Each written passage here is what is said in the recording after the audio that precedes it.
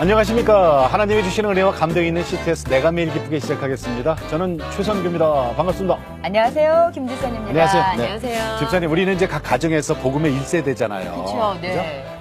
그런데 한번 생각해 보실래요? 할아버지도 목사님이야. 아버지도 목사님이야. 오. 아들도 목사님이야. 그리고 그 자녀들도 목사님이야. 만약에 그렇다면 어떨 것 같아요? 와, 4대. 뭐 4대든 5대든 뭐. 이야. 어떨 것 아니, 같아요? 뭐, 기분이, 뭐, 든든하겠죠.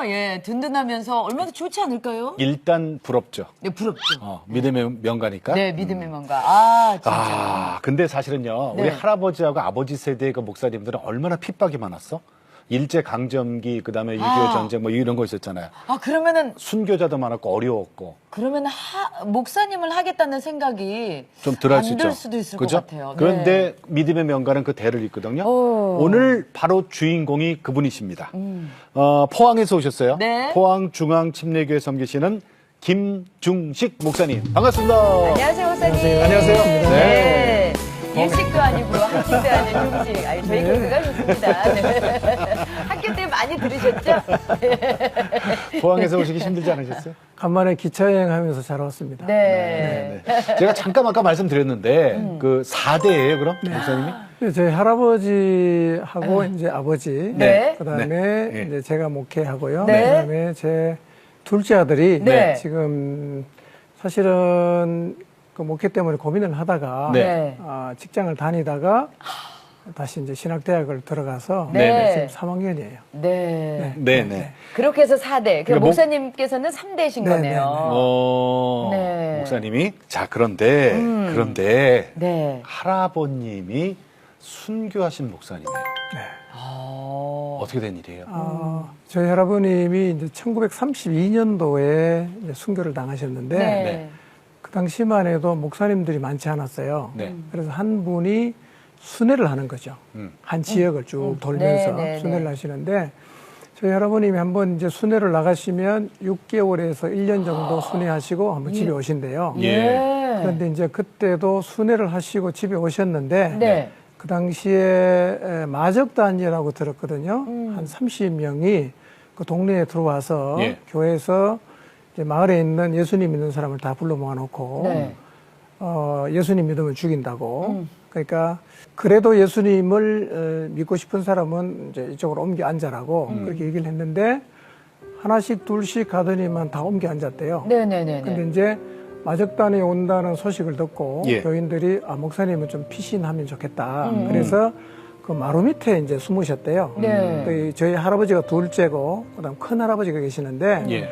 두 분이 마루 밑에 숨었다가 이제 다 믿겠다고 옮겨가니까 이분 저 마적단이 화가 나서 네. 교인들을 이제 해코지 하려고 하니까 이제 할아버지가 나오셨어요. 내가 목사다. 그렇게 해서 이제 끌려 나가서 굉장히 매를 많이 맞고 저희 할아버지는 그날 돌아가시고 그다음에 큰 할아버지는 다음 날 돌아가셨는데 네. 돌아가시기 전에 이제 교인들 앞에 유언하기를 절대로 원수 갚지 마라. 그리고 이제 돌아가셨어요. 네. 그러니까 어떻게 보면은 맞아서 돌아가신 그렇죠. 거예요. 아니 근데 그 마적단이라는 게 뭐래요? 동네에 가서 교회나 혹은 지주들을 이제 공격해서 뭐 이제 약탈해가고 빼앗아가고 막 그랬던 사람으로 알고 있습니다. 그러면은 그 할아버님께서 목사님이셨을 때 네. 돌아가시는 그 순간을 아버지께서 보신 거예요? 네, 그때 저희 아버님이 12살이었다 그래요. 네. 그 폭행당하던 순간을 다. 아니 그게 이제 저 보세요. 네. 할아버님이 김영진 목사님이에요. 네. 그리고 아버님 성함이 이제 김기준 목사님이에요. 네네. 네. 그런데 아버님이 그때 12살? 네네. 그리고도 목사님이 되셨단 말이에요. 네. 순교하시는 나는 그 장면을 보셨는데. 이게 진짜나요? 네. 그 눈을 보셨잖아요. 그때는 제가 이제 아버님 얘기를 들어보면 아주 네. 신앙이 순수하셨어요. 네. 아주 단순하고. 그러다가 이제 그게 이제 32년이니까 네. 해방이 된 후에 이제 중국이 이제 공산당이 들어왔잖아요. 네. 네. 그러면서 이제 소위 말하는 청산, 네. 그 지주들 청산하고 그다음에 뭐 이제 그 재산 빼앗아가고 네. 이럴 때 아버님 친구인데 네. 이제 공안이죠. 너 오늘까지 도망을 안 가면 내일은 죽는다. 알려주더래요. 그래서 저희 아버님이 야, 내가 어떻게 도망을 가냐. 그랬더니만 내가 오늘 밤에 도망갈 수 있는 데까지 안내해 줄 테니까 도망을 가라고. 그래서 성경책하고 몇 권의 책하고 간단하게 이제 짐을 챙겨서 네. 나진으로 나가셨대요. 아마 거기 친척이 있었나 봐요. 북쪽으로.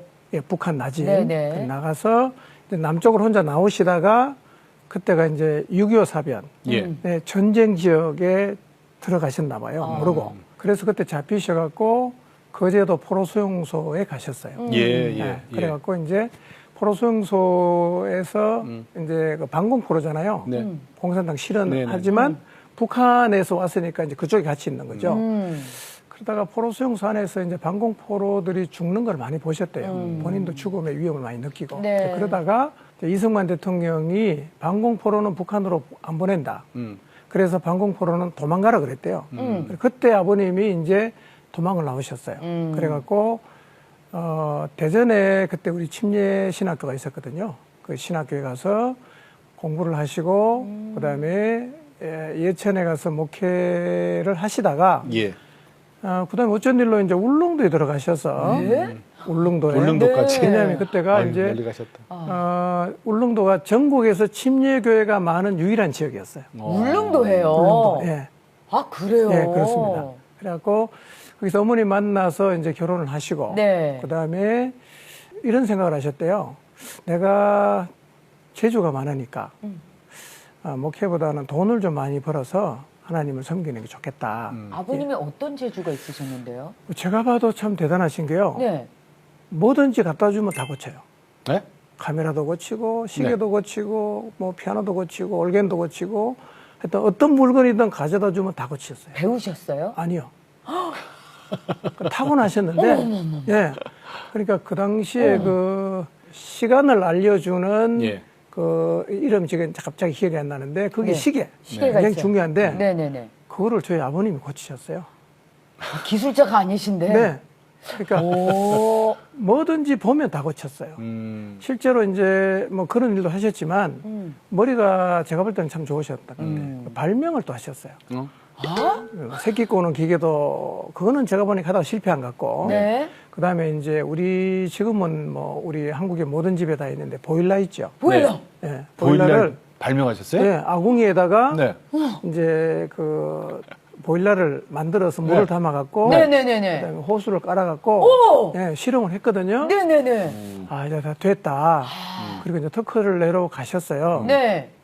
2등이요. 아, 누가 먼저 했구나. 아. 전에 보일러를 만든 사람이 있는 거예요? 예. 그 2등 했는데 이렇게 이제 하는 일이 다 안 되니까 아버님 스스로 생각할 때 야, 내가 요나처럼 예. 하나님이 사명을 주셨는데 내가 사명을 자꾸 버리고 도망을 가니까 하나님이 나를 그쪽으로 이제 몰아넣으신다. 그 생각을 하셨나 봐요. 네. 그래서 이제 한 50이 넘으셔갖고 예. 다시 이제 목회를 하셨는데 그때 간 데가 이제 호동 침례교회라고 네. 아주 조그마한 교회로 어디에 호동이? 포항 인근에 있는 그렇군요. 그래 가서 이제 하나님이 나를 다시 사명의 자리로 가라고 계속 이제 예. 밀어넣는다. 이제 그렇게 생각을 하셔서 이제 목회를 다시 시작하게 근데 됐어요. 무슨 그 당- 교회가 네. 좀 안 좋았다면서요? 그 당시에. 상황이. 네, 네. 그 당시 13명인데 네. 네 파로 나눠져 있는 게 네네네. 그럼 몇 명에서 나눠지는? 이제 그 얘기는 이제 제가 목회를 하게 된 것하고 좀 연관이 있는 네네. 얘기거든요. 네. 말씀해 주세요. 사실은 이제 저희 아버님 목회를 시작하기로 하고 연락을 해보니까 네. 교회는 13명인데 교회가 4파로 네. 나눠져 있고 그 전임 목회자가 와서 생활이 너무 안 돼갖고 네. 야반 도주를 한 어. 아주 어려운 교회였어요. 네네. 근데 이제 아버님 마음속에 하나님이 나를 이리로 가라고 하시는 것 같다 이런 생각이 많이 들었는데 사업이 안 되니까 이제 빚이 많잖아요. 네. 그러니까 이렇게 하나님께 질문했대요. 그때 이제 경주에 살았는데 하나님 포항하고 경주가 거리가 얼마 안 됐는데 내가 목회를 한다고 갔는데 빚쟁이가 자꾸 와서 돈 내놔라고 하면 제가 목회를 어떻게 하겠습니까? 예. 이렇게 하나님께 질문을 했대요. 근데 어머님이 기도를 좀 많이 하신 분이셨어요. 근데 자꾸 마음에 그냥 가라. 내가 책임진다. 이렇게 마음을 주셔서 이제 그 교회로 왔는데 저희가 이제 8 식구거든요. 13명 있는 교회에 8식구 온다고 하니까 예. 교인들이 우리는 먹여 살릴 자신 없으니까 오지 마시오. 네, 그랬던 거죠. 그러니까 저희 아버님이 우리는 하나님이 안 주면 굶는다. 네. 신경 쓰지 마라. 그렇게 오신 거예요. 네. 네. 그래 오셔갖고 사실은 13명 교인이었는데요. 하나님이 이제 신유연사를 주셨어요. 네. 예. 병자가 계속 고쳐지고 그다음에 귀신도 쫓겨나고 네. 그러니까 소문이 나니까 교인들이 자꾸 이제 오기 시작했어요. 그래서 한 6, 70명까지 교인이 이제 채워졌어요. 네. 그러면서 제가 그 아버님 목회하는 걸 보면서 하나님 진짜 살아계신다. 예. 많이 제가 이제 경험했죠. 네. 그리고 그러다 보니까 아버님이 저한테 야, 너도 목회하는 게 좋지 않겠냐라는 질문을 한 번도 한 적이 없어요. 예. 하란 말도 안 하고 하지 말란 말도 안 말도 안 하셨어요. 하고. 근데 저는 이제 아버님 목회하는 것을 보면서 나도 저 길을 가야 되겠다. 이런 생각을 하게 됐는데 네. 또 하나는 이제 그 빚이 많이 있었다고 했잖아요. 네. 빚. 그러면 이제 빚쟁이가 오면 뭐 그 어려운 교회 돈은 없잖아요. 네. 근데 이제 기도를 이제 하나님 앞에 드렸는데요. 이제 빚 받을 사람이 전화가 온대요. 예. 그러면 참 신기하게도 누군가가 돈을 갖다 준대요. 희한하네. 어렵다고. 네. 갖다 주면 그걸 갚고. 네. 그러니까 그 어려운 교회에 있으면서 굶지도 않고. 네. 그 다음에 빚도 다 갚고. 어. 이러는 과정을 보면서 나도 이제 복음에 살아야겠다. 이런 생각을 그냥 자연스럽게 제가 이제 했던 것 같아요. 네. 아니 진짜 이렇게 공부하실 때도 학교 다니실 때도 힘든 기억은 많으시죠? 일단 뭐 제가 어릴 때는 우리나라가 다 못 살았고요. 네, 예, 네. 예. 그다음에 이제 뭐 저희 가정도 예외는 아니었는데다가 발명을 한다고 저거 이제 빚을 내니까 네네. 이제 그 빚이 있으니까 더 어렵잖아요. 네. 그러면서 제가 이제 신학교를 갔는데 경제적인 지원은 가정에서 하나도 안 되는 거죠. 예. 그냥 어떻게 제가 알아서 네. 해야 되는데 알아서. 그래서 이제 그 교회에서 사례비를 5만 원 줬거든요. 예. 5만 원은 이제 버스비 하면 돈이 없어요. 그래서 그 5만 원은 버스비를 하고 네. 사실은 이제 5만 원 받아서 차비하고 나면 돈이 없고 네. 집에서는 경제적으로 지원이 안 되니까 네. 한 번도 못 사 먹었거든요. 그래서 이제 그때 제가 이제 뭐를 터득했냐면 네. 돈 없이도 사는 법을 배운 거예요. 근데 교회 안에서 그러니까 아버지가 목회하시는 모습을 보셨을 거 아니에요. 네네. 그러면 이제 전도사 시절, 야 정말 어려운 점도 많이 보이셨을 거고, 그럼. 야 배울 점도 이제 많이 있지만 그 어려운 점이 저는 더 네. 눈에 많이 띄었을 것 같아요. 좋은 점은 그때는 잘 몰랐어요. 예. 나중에는 알았지만. 근데 저희 아버님이 이제 성격이 아주 강직하시고 네. 좀 직설적이세요.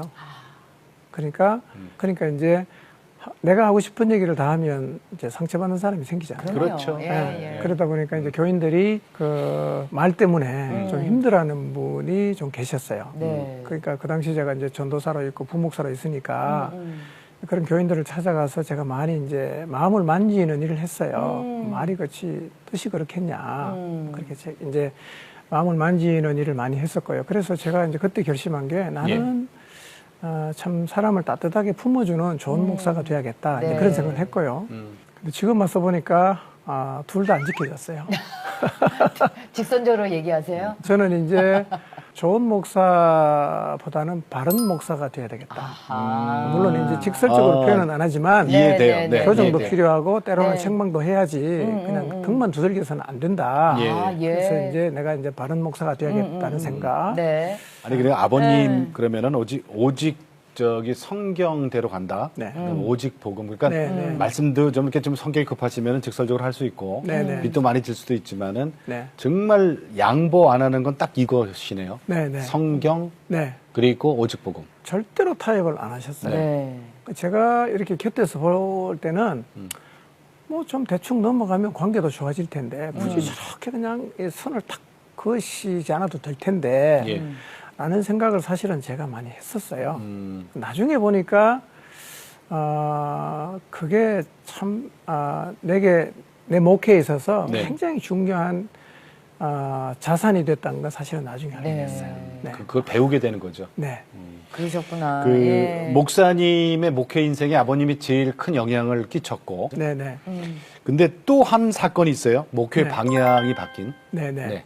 이제 저희 아버님이 제게 지금 돌아보면 처음에는 그렇게 생각했어요. 네. 유산으로 물려준 게 없거든요. 돈은 진짜 10원도 물려준 게 없고 네네. 제가 열심히 했기 때문에 그래도 목회가 된다고 생각을 했어요. 근데 어느 순간 시간이 지나면서 제가 이제 드는 생각이 이게 내가 잘하는 것하고는 좀 다른 뭔가가 있구나. 그게 하나는 좀 후광이라고 생각했어요. 순교의 피에 네. 열매를 하나님이 좀 거두게 하신다. 이제 그런 생각 하나 있고요. 그 다음 또 하나는 참 아버님에게 유산을 저는 받은 게 없다고 생각했는데 시간이 지나면서 제가 깨달은 건 뭐냐면 아니 진짜 최고의 유산을 받았구나. 그게 뭐냐면 성경대로만 간다. 복음대로만 간다. 어느 순간 제가 그렇게 하고 있더라고요. 이거 어디서 배웠지? 너무 자연스럽게 하는데 이게 유산이구나. 그래서 나중에 알게 됐죠. 최고의 유산을 받았다. 최고의 유산. 네. 나중에라도 아셨으면 다행이네. 자, 그리고 이제 또 셀교회. 네네. 셀교회. 네, 이건 어떻게 네. 배우게 됐어요? 제가 이제 부목사로 있을 때는 사실은 목회 그림을 잘 못 그리겠더라고요. 그러니까 이제 어디를 만져야 되고 어디를 건드려야 될지를 알아야 되는데 열심히 하긴 하는데 어디를 만져야 되고 건드려야 될지를 잘 모르는 상황에서 제가 열심히 했던 게 제자 훈련을 아주 열심히 했어요. 열심히 했는데 하면서 느낀 게 뭐냐면 제자 훈련을 하고 성경을 가르치면 사람이 변해요. 근데 선이 있어요. 변하는 선이 있어요? 그 선은 안 넘어가는 거예요. 아무리 해도 안 넘어가요. 왜 안 넘어갈까? 이게 사실은 제 마음에 굉장한 딜레마였어요. 이거 어떻게 넘어가지, 이거? 임계점 같은 게 있는데, 네네네. 그러던 와중에 이제, 우리 교단 진흥원에서 이제 성경부 교재 세미나를 했는데, 그 하나님을 경험하는 삶이라는 책이 있어요. 헨리 블랙가비 목사님이 쓴 책인데요. 그 책을 이제 그 소개하는 분이 미국에서 이제 목회하는 한인 목회자였어요. 근데 이분이 이제 그 세미나를 하면서 자기 교회 얘기를 하시는데 들으면서 제가 너무 충격을 받은 거예요. 저게 되나? 지금도 저런 교회가 있단 말인가? 왜요? 저거는 2000년 전에 예루살렘 교회나 되는 것이지 우리 시대에 저런 교회가 가능하나? 이런 생각을 굉장히 제가 많이 했거든요. 그러다가 1년 뒤에 이제 95년도에 그 교회가 자기 교회를 이제 열었어요. 이제 가봤거든요. 네네네. 굉장히 충격을 받았어요. 어떤데요? 20세기에도 저렇게 초대교회처럼 하나님 말씀 앞에 인생을 던지고 가는 사람이 있구나. 이제 가능하구나. 그걸 제가 이제 본 거죠. 그리고 또 하나 제가 그때 배운 게 뭐냐면 교회가 뭔지에 대해서 제가 깊이 좀 이렇게 깨달음이 있었던 것 같아요. 그래서 이제 어디를 건드려야 되는지를 안 거죠. 목회라는 그림을 어떻게 그려가야 되는구나. 어디를 건드려야 되는구나. 이걸 제가 알고 나서 그때 이제 전환을 해서 시작한 게 이제 셀교회였어요. 그래, 목사님. 셀교회. 이 셀교회의 특징을 지금은 이제 셀교회라는 게 많이 알려졌어요. 그죠? 네네네. 셀이라고 그러죠. 셀. 아니, 저기네 교회도 그렇죠. 네네, 저 있죠. 네. 근데 혹시 모르는 분들을 위해서 셀교회 특징, 그러니까 그 전에, 셀교회 하시기 전에 목사님 섬기던 교회에서 몸 건드렸다 그랬잖아요. 그러니까 비포 애프터. 그렇게 좀 설명해 주세요. 그러니까 이해하기 쉽게. 셀교회를 설명하려고 하면 이전의 교회를 좀 전통교회라고 표현을 해야 될 것 같아요. 네네. 전통교회, 셀교회.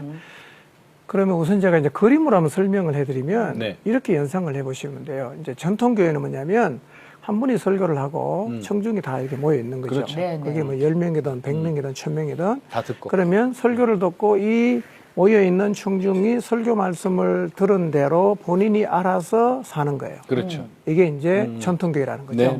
근데 셀교회라는 건 뭐냐면 두 가지가 중요한데 하나는 관계입니다. 그러니까 셀교회는 한 명이 설교를 하면 나머지 청중이 전체가 듣고 알아서 하는 게 아니라 소그룹 단위로 해서 다 연결이 되는 거예요.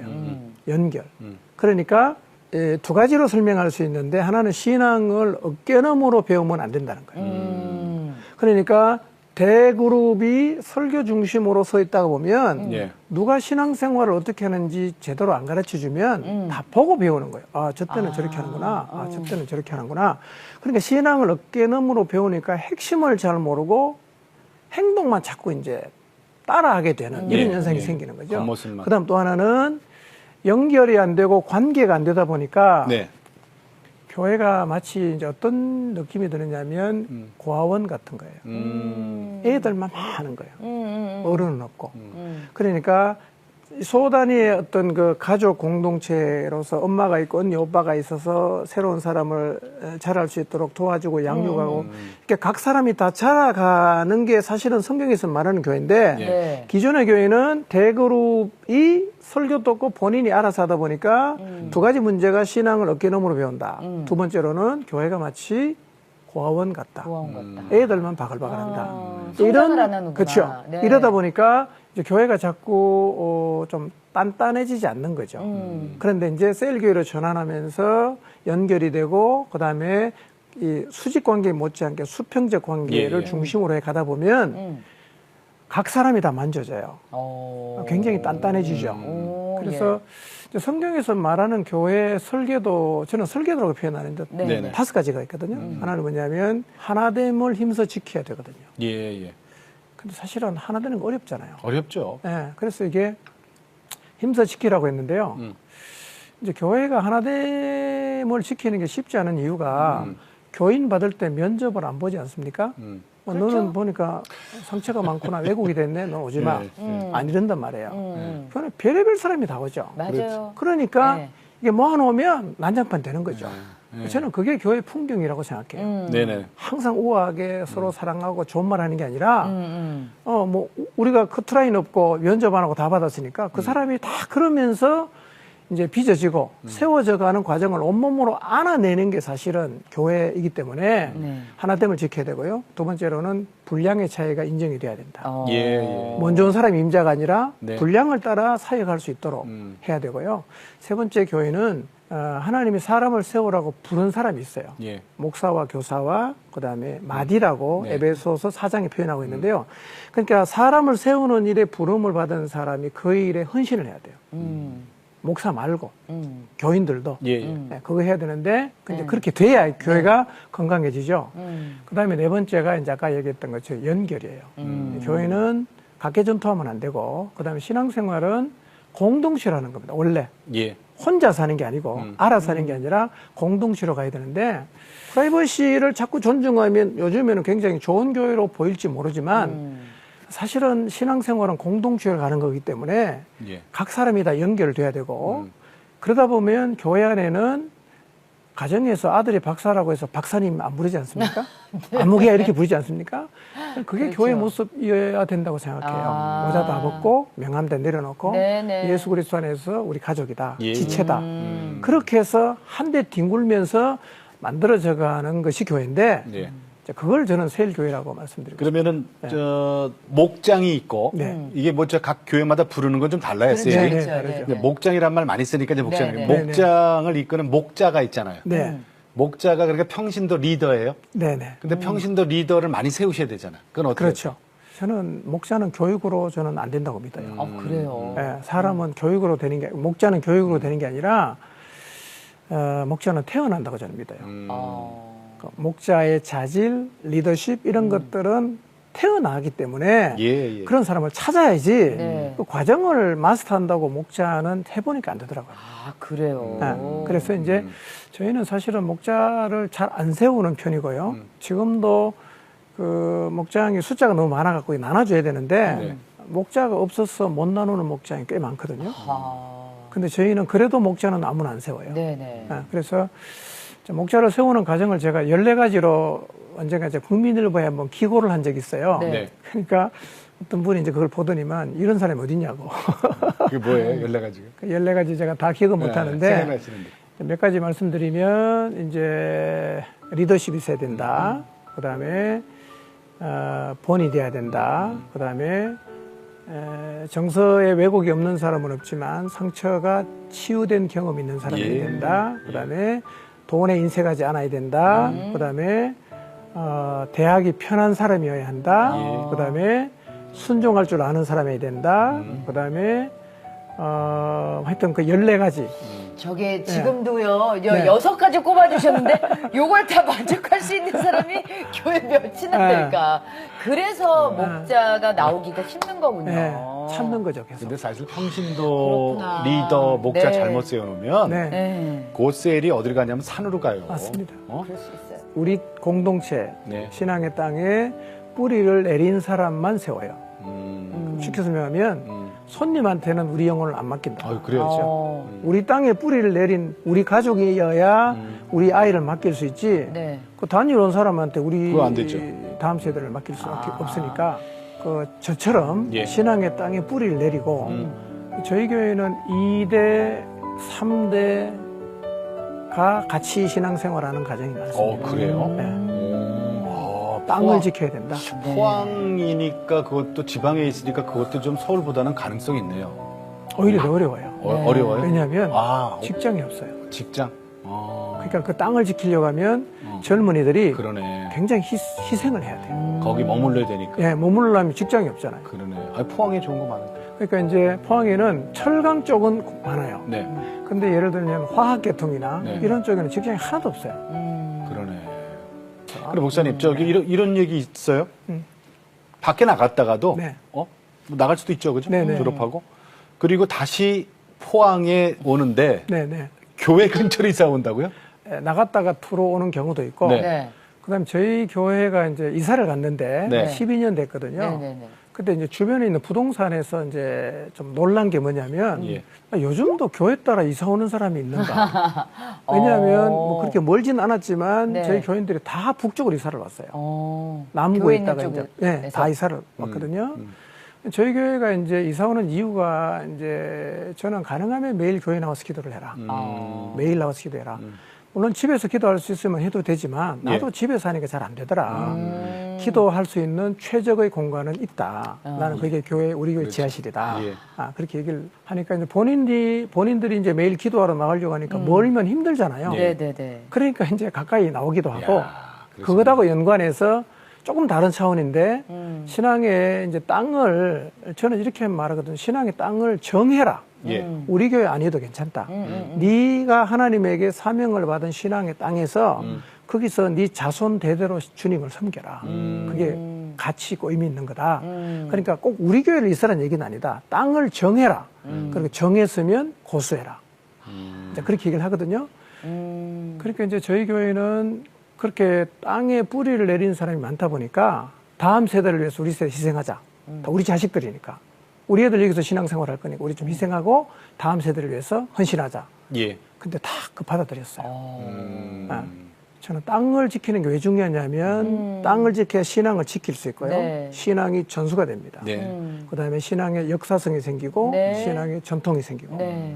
땅을 안 지키면 네. 계속 신앙이 약화될 수밖에. 아니, 구약에서 땅은 곧 기업이니까 네. 지켜야죠. 아니 근데 자, 목사님께서 그러니까 그 교인들을 위해서 이제 뭐 새롭게 셀교회도 만드시고 막 이러시다 보면은 이제 너무 이제 교회 일과 성도들을 위해서 쏟아붓다 보면 솔직히 가족이나 자녀분들에 대한 그런 그렇죠. 소위 말하는 불만 네. 이런 것들이 저는 분명히 있었을 네. 거라는 그 네. 과정이 있으셨죠. 네. 제가 자녀가 셋이거든요. 네. 아들 둘은 그냥 쿨하게 일을 해줬어요. 예. 딸은 좀 힘들어했고 둘째가 딸이에요. 둘째가 딸. 근데 네. 이제 제 아내는 저랑 같이 사회가니까 별 문제가 없었고요. 이제 사람을 세우는 사역이 사실은 어렵거든요. 예. 일단 진을 빼야 돼요. 왜냐하면 뭐 특히 이제 정서가 많이 왜곡된 사람 같은 경우는 똑같은 문제가 계속 반복이에요. 예. 이제 그러다 보면 이제 붙잡고 뭐 실험을 뭐 몇 시간씩 하고 나면 사람이 이제 몸이 지친단 그렇죠. 말이에요. 네.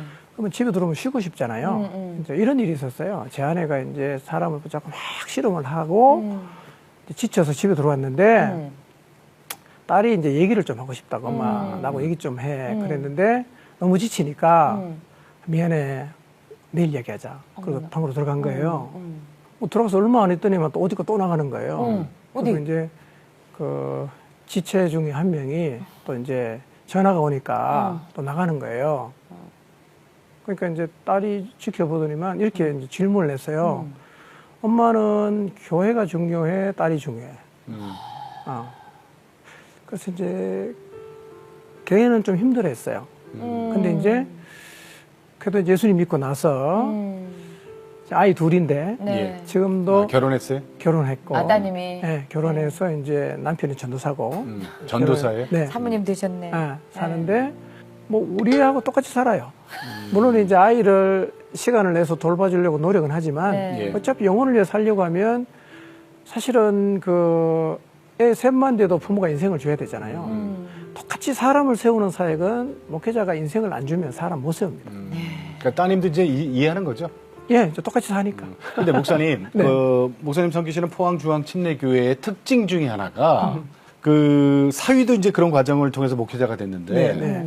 평신도 중에서 그 목회자 될 사람을 뽑아서 학교를 네. 보내요? 네, 네. 그러게. 네, 네. 아, 사위도 그렇게 되신 거예요? 네. 평신도였다가? 이제 그렇게 한 이유가 네. 그 신학교를 가는 과정이 조금은 석연치 않은 부분이 있는 것이 네. 예를 들면 뭐 교회를 전혀 안 다니다가 고등학교 2, 3학년 때 갑자기 뭐 기도원에 가서 불 받았다고 네, 신학교를 네. 간단 말이에요. 네네네. 그러면 사실은 그 신학생이 되기 위해서 예수님 믿는 게 명확해야 되고 이게 이 지도자로서 뭔가 준비되는 과정이 있어야 되는데 네네네. 이런 과정이 사실은 좀 그 필터링이 잘 안 되는 그렇죠. 있고요. 또 점수대로 가다 보면 그렇죠. 그런 게 있고 또 하나는 그 우리 교회는 다른 그 교회랑 조금 차이가 있어서 우리 교회의 DNA를 모르는 사람은 와서 사역하기가 좀 힘들어요. 네. 네, 힘들기 때문에 저희가 이제 어떻게 목회자를 세우느냐면 이제 교인 중에서 예. 다 지켜보는 거죠. 우리가 너 신학교 가라 이렇게 말하진 않아요. 네네네네. 근데 본인이 이제 신학교를 가고 싶다고 하면 우리가 이제 보고 얘는 그래도 우리 교회의 영적 지도자로 서면 좋겠다. 예. 이런 판단이 들면 제가 교회 광고를 합니다. 이 친구가 신학교를 가서 우리 교회의 공동체의 목회자로 세우려고 하는데 1년 동안 지켜보고 여러분이 판단을 해달라. 아, 전 성도가 지켜봐요. 네, 그럼 이제 광고를 하죠. 1년 동안 지켜보고 사무처리에 투표를 해요. 예. 3분의 2 이상이 동의를 해야 되는데 어. 보통 뭐 95% 이상 나오거든요. 아, 예. 이제 그러면 신학교를 보내는데 네. 그렇게 보내면 저희가 이제 학비 다 대주고 네. 집도 주고 어? 생활비도 다 줘요. 완전 다 책임을 지죠. 예. 그래서 이제 사위도 네. 신학교를 졸업하고 이제 그 우리 딸하고 이제 이렇게 연애해서 결혼을 해서 왔는데 네. 우리 교를 전혀 모르지 않습니까? 아, 다른 데서 졸업하고 온 거예요? 먼저? 신학대학 졸업하고 네네네. 대학을 졸업하고 네, 이제 네. 결혼해서 왔는데 네. 네가 선택을 해라. 네가 딴 교회 사역하러 가든지 우리 교회에서는 바로 사역자로는 쓸 수가 없다. 근데 우리 교회를 배워라. 그리고 전도사 딱지를 떼고 5년 동안 평신도를 했었어요. 5년이요? 5년. 네, 5년 있다가 예. 이제는 얘가 우리 교회의 지도자로 설 수 있겠다. 네. 교회 광고를 하고 네. 그다음에 사무처리 때 투표를 해갖고 네. 이제 신학교를 3년 보내갖고 또? 원래 갔어요? 졸업했어요. 신대원. 아, 신대원. 신대원을. 신대원 3년을 가서 네. 원래부터 이제 풀타임 전도사 네. 됐습니다. 아니, 그러면 철두철미하시구나. 저기 그 목사님 되시는 분이 그렇게 수가 많지 않으실 것 같아요. 지금 교회 안에 목회자분이 몇 분이나 계세요? 지금 이제 원래 6명이었는데 네. 한 명은 이제 선교사로 나갔고 네. 이제 하나, 둘, 5명이네. 그 출석 성도가 700명이라고 지금 자료에 있거든요. 네네네. 그러면은 절대적으로 부족한 거 아닙니까? 부족하죠. 이제 출석이 700명이고 이제 기관까지 합하면 1000명이 조금 넘거든요. 네네. 근데 1000명에 5명이면 근데 이제 목자가 아까 네. 제가 이제 기준을 좀 까다롭게 해서 우리가 세운다고 했잖아요. 예, 예. 그러니까 사실은 저희 교회는 목자가 일반 교회 전도사 이상으로 사역을 해요. 네. 그러니까 목자가 한 80명 되니까 거의 한 90명이 90명이 이제 목회를 한다고 생각하시면 되거든요. 그러니까 저희 교회 같은 경우는 누구라도 오면 다 개인적으로 만나줘요. 다 개인 양육해주고. 아. 그러니까 사실은 이렇게 객관적으로 봐도 예. 이런 구조라면 건강해질 수밖에 없는 예. 네, 그런 구조입니다. 목사님이 저 37년 네. 목회 하시면서 가장 중요하게 생각하시는 건 어떤 부분이에요? 아무래도 저는 교회가 가장 중요하게 생각해야 될 것은 첫째는 네. 구원이고 구원. 네. 예수님 믿는 거. 네. 두 번째로는 교회라고 생각을 하거든요. 네. 근데 참 안타깝게도 지금은 두 가지가 다 좀 허리멍텅해졌습니다. 그러니까 구원 문제도 그렇고 교회도 이제는 교회 안 나가는 사람이 많잖아요. 네. 안 나가면서 그죠? 아시죠? 온라인으로 뭐 가나안 하다가. 교인이라고. 이거는 절대로 성경이 말하는 건 아니에요. 예. 성경은 구원과 교회는 같이 가요. 그렇죠. 구원하고 나면 교회가 있어야 되는데 지금 네. 교회 필요 없다고 하지 않습니까? 이것도 문제지만 구원을 받는 과정이 예. 제가 볼 때는 좀 허술하다. 아하. 왜냐하면 구원이라는 것은 교리를 안다고 구원은 그렇죠. 아니잖아요. 교리를 복음을 하는 받아들여야 되는데 네네. 이것을 좀 확인하는 과정이 너무 좀 허술한 그런 경향이 많아서 어떤 경우는 뭐 본인은 교회 30년 다녔다고 하는데 물어보면 구원 받는다는 의미가 뭔지를 몰라요. 뭐가 구원인지 몰라요. 지금도 이제 저희 교회 가끔씩 이제 다른 지역에 있다가 이사 온 분들 가운데 본인은 예수님 믿는다 그래요. 이번에 제가 여기 들었는데요. 제가 이제 수련회 때마다 복음을 전하거든요.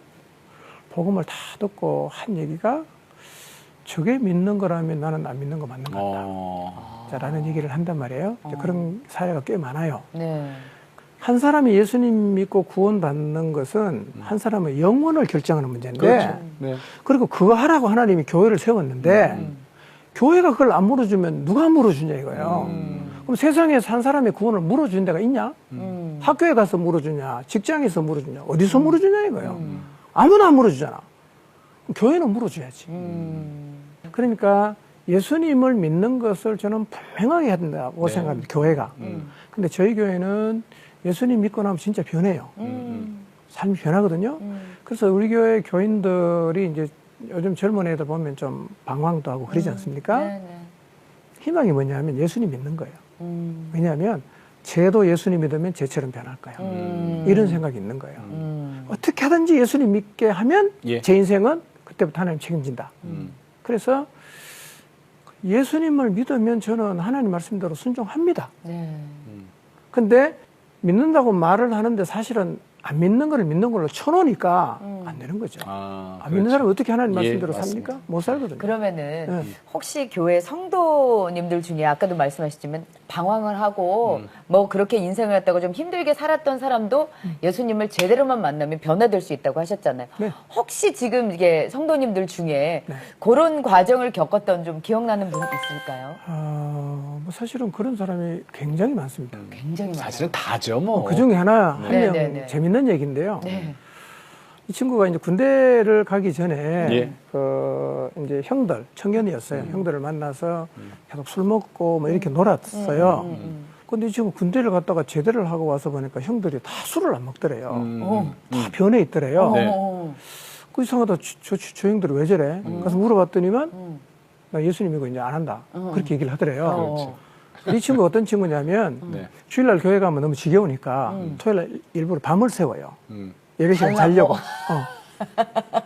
그러니까 네. 부모님이 이제 교회 나오니까 안 나올 수는 없고 끌려는 나오는데 지겨우니까 토요일날 밤새도록 뭐 하다가 주일날 자는 거예요. 교회 와서. 그런데 이 친구가 그 형들 보고 충격을 받아가 그럼 예. 나도 한번 예수님 믿어보자. 이래갖고 예수님 믿고 삶이 변하고 지금 이제 예비 목자예요. 그분도? 네. 그리고 이게 특히 이제 젊은 아이들이 변하는 일이 너무 많아요. 제가 인간이 되겠는가. 너무 엉망으로 사니까 예수님 믿고 완전히 확 변해요. 그러니까 이런 변화들을 교인들이 보니까 네네. 희망이 뭐냐면 예수님 믿는 거예요. 우리 그런 아이도 친- 예수님 믿으면 된다. 네. 이거예요. 된다. 그런 친구들이 변하면 더 다이나믹하게 변해요. 예. 네, 네. 자, 목사님. 네. 지금 섬기시는 포항중앙침례교회, 이 교회가 어떻게 되는 교회? 그러니까 우리는 이제 천국을 가서 교회는 영원하잖아요. 그리고 우리 이제 자녀의 자녀들까지도 그 교회에 섬길 텐데 나중에 천국 가서 그 교회 볼 때 그 교회가 어떻게 변해있길 바라세요? 그 사도행전 2장에 네. 있는 그 예루살렘 교회의 모습을 유지해야 된다고 생각을 하고요. 초대교회. 네, 지금 그 우리나라가 이제 반성경적 사고, 네. 이제는 뭐 대놓고 이제 성경의 질서를 엎지 않습니까? 네네. 이런 시대를 살다 보니까 요즘 젊은이들은요, 네. 우리가 그래도 어렸을 때는 교회를 다니면 성경이 진리고 다른 거는 다 틀렸다 이렇게 생각했어요. 요즘 아이들은요, 다 중립입니다. 포스트 모던의 사상을, 네. 그러니까 어떤 얘기도 다 똑같은 거예요. 그 기독교에서 말하는 성경도 그 중에 하나예요. 이게 아니에요. 그러다 보니까 저는 지금 시대에는 교회가 하나님을 보여줘야 된다고 생각해요. 교회 오면 하나님이 보이고, 교회 오면 하나님이 느껴지고. 네. 그렇지 않으면 사실은 우리 시대 아이는 저는 잡기가 참 힘들다. 그래서, 어쨌든 이제 성경 충만해야 되고요. 그리고 하나님 살아계심을 누가 와도 볼 수 있고 느낄 수 있는. 예. 그런 교회가 될 수 없다면, 제가 이제 이런 얘기 자주 하거든요. 이제는 우리 시대는 교회가 부흥하든지 망하든지다. 중간이 없다. 옛날에는 중간이 있었는데 지금 중간에 서 있는 교회는 다 내려갈 수밖에 없는. 사실은 부흥하라면 살 수가 없는 시대가 저는 이미 됐다고 생각해요. 예. 네, 그래서 하나님을 보여주고 오면 느낄 수 있고. 예. 우리 저 포항중앙 침례교회 우리 성도분들 오늘 방송 보시면서 아주 뿌듯하시겠어요. 그러니까요. 자, 끝으로 우리 목사님 기도 제목과 비전을 좀 말씀해 주시겠어요? 신앙은 이제 항상 현재잖아요. 네.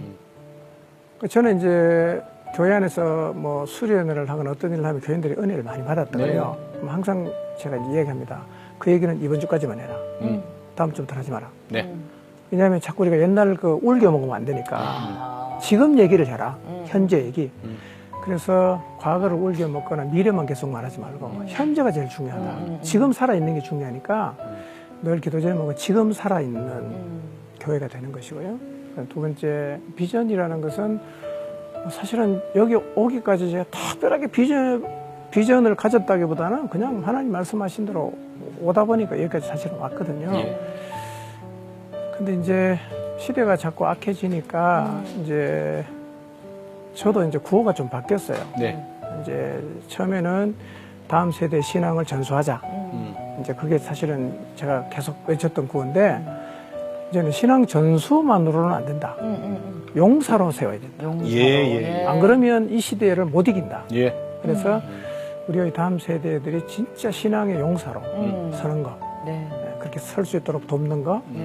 그게 이제 비전이라고 말씀드리겠습니다. 지금까지는 양이었다면 이제부터는 진로. 멋지십니다, 목사님. 네. 고맙습니다. 우리 김중식 목사님 포항중앙 침례교회를 섬기십니다. 네. 오늘 귀한 말씀 고맙습니다. 감사합니다. 여기서 인사 나눌게요. 네, 감사합니다. 감사합니다. 감사합니다. 네. 내가 매일 기쁘게 이렇게 하나님을 만나신 분들의 귀한 이야기입니다. 네. 여러분 많이 공유해 주시면 대단히 고맙겠습니다. 그래요. 네. 이제 진리의 말씀을 다음 세대에 전하는 거에서 끝나는 게 그럼, 아니라 그럼. 와, 세대가 너무 악해지니까 이제 용사가 아니면 그 살아남을 소위 수가 말하는 요즘 이 세상 것들이 얼마나 호기심에 막 현란하고 화려하고 그럼. 용사가 아니면 무찌르기 힘들죠. 우리 이 프로그램 끝나고 우리 김지선 씨하고 저하고 둘이 뿅 또 나타나갖고 외치는 소리 있잖아요. 네. 주일학교 1시간 갖고는 이제는 안 된다는 거 알잖아요. 네. 자, 그래서 CTS는요, 다음 세대와 가슴 뛰는 세상을 열어갑니다라는 슬로건으로 한 교회, 한 학교 세우기 운동. 네. 자, 기독교 대안학교를 통해서 복음으로 다음 세대를 세워서 교회 네. 군사를 만들어야 됩니다. 맞습니다. 목사님들이나 교회에서 관심 있는 분들은 아래 전화번호 나가고 있죠? 네. 다음 세대 운동본부로 전화를 주시면 저희들이 자세하게 안내해 드리겠습니다. 네. 자, 오늘도 주님과 함께 CTS와 함께 편안하게 보내시고 저희는 다음 시간에 다시 뵙겠습니다. 안녕히 계십시오. 이 프로그램은 여러분의 미디어 선교 후원으로 제작되었습니다. 선교는 사명, 후원은 동역. 당신도 복음을 전할 수 있습니다. 선교 후원 02-6333-1003번